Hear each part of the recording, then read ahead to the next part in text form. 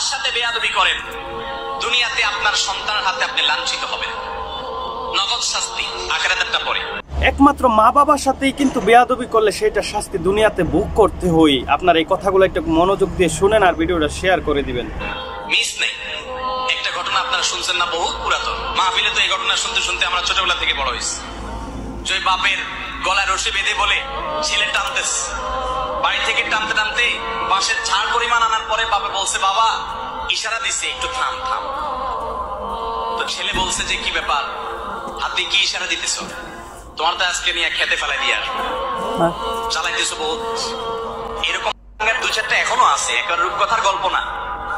তখন বাপ বলে ছেলেকে বলছে, বাবা আর টানিস না, এই জন্য বললাম কারণ তোর দাদারে আমি এই পর্যন্তই আনছিলাম, এখন আমার পরিণতি আমি সেটা ভোগ করতেছি, যতটুকু নিবি তুইও ভোগ করবি বাপ, মিস হবে না।